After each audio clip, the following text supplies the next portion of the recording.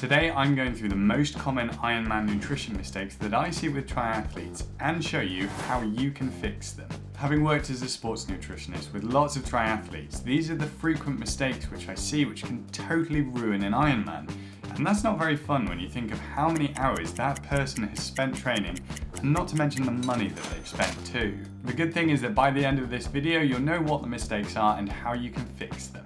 And if you're new here, then hey, my name is James and I'm a sports nutritionist and also a triathlete myself. I make YouTube videos on all of these sorts of topics as well as doing one-on-one coaching.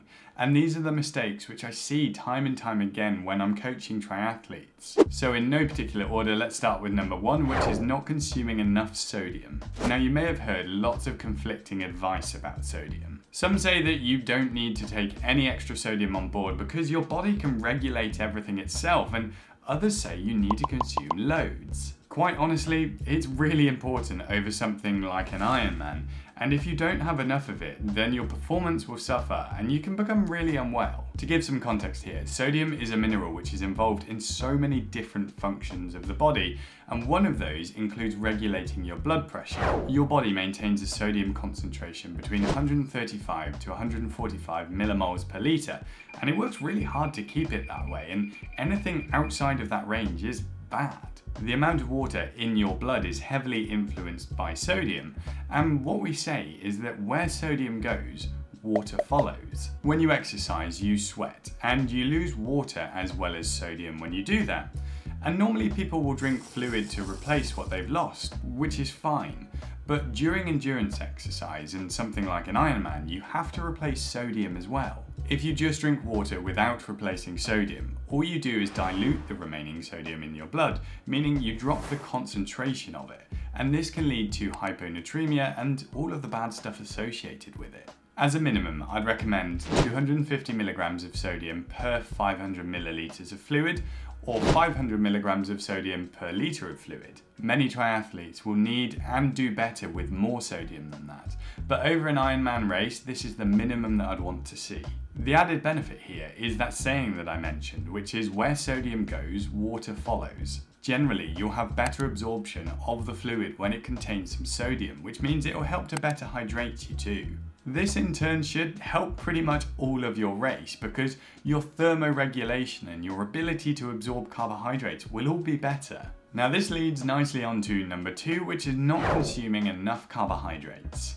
I recently analysed a new client's nutrition plan for a previous Ironman, and after going through it and totting up the numbers, they averaged 40 grams of carbs per hour over the race. For an Ironman, the minimum that I'd want to see is 60 grams of carbs per hour, and anything less than that is going to significantly impact how well you perform in the latter part of the race. You have fats and carbohydrates for energy sources, but when it comes to racing, fat has no short-term energy contribution, and you essentially have unlimited stores of it anyway. Carbs, on the other hand, can run out, and you've only got enough for about 90 minutes of hard, steady exercise before you get to such a low level that you bonk or hit the wall, which means your pace and your power will drop and you'll feel pretty dreadful. So make sure you work out how many grams of carbs per hour your current plan gives you, and then make sure it's at least 60 grams of carbs per hour over the whole race. Most people can and should go higher than this because it will improve performance, but you do have to practice it just like your swim, bike and run. The next big mistake I see is not planning the aid stations, and that includes both the bike and the run portions. This might seem simple, but knowing where and when the aid stations are, what sort of nutrition products they have and what you could use in an emergency, and for example, how you're going to fuel the run is so important.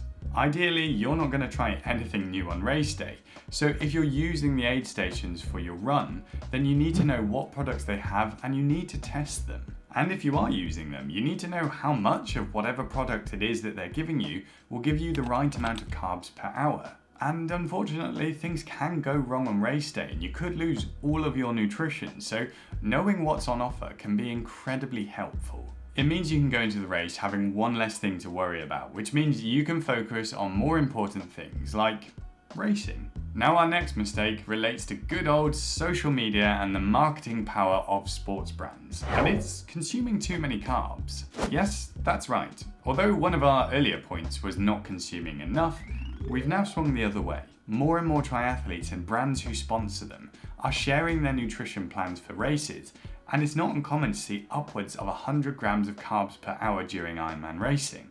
Now this is obviously awesome, and I'm super pleased that the net result is that people are trying to consume more carbohydrates and fuel their racing better, and they're just generally more aware.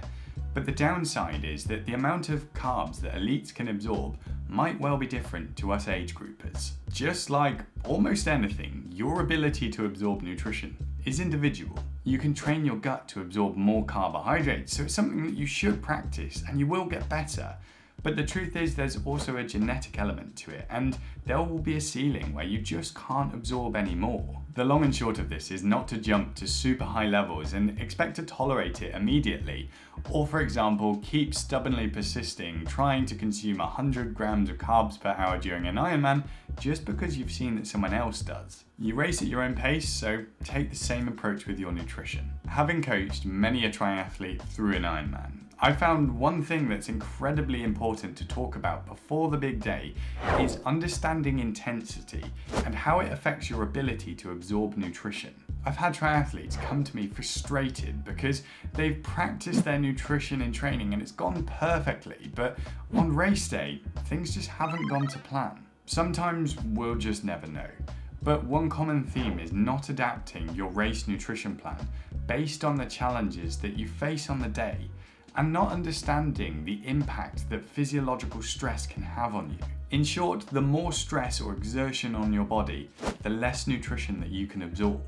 So if you practice all of your nutrition during easy sessions, or during fan-cooled sessions on the turbo that aren't realistic of the climate that you're going to be racing on the day, then don't expect to be able to absorb the same amount of nutrition.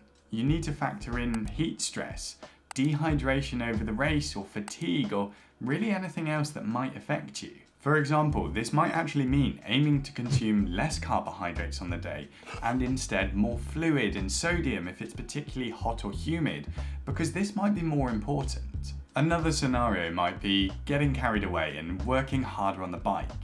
Now that's obviously fine up to a point and it might be the right move, but what you have to understand is that working harder means more stress on your body, which means reduced nutrition capabilities. So if you work far harder than planned, don't be surprised if 1, you get stomach upset, and 2, your legs go to pieces on the run because you worked outside of your sustainable limits. A good example here is if you have a bit of a hilly course and you put in lots of surges on the bike, or during the first 20 minutes of the bike you feel great, so you put in that extra power. Realistically, you're never going to be able to play catch up, and honestly you can ruin your whole race by doing this, so know your numbers or your effort intensities and stick to your plan. So there's loads to think about here. How many are you guilty of? Now there's a couple more videos for you to check out here.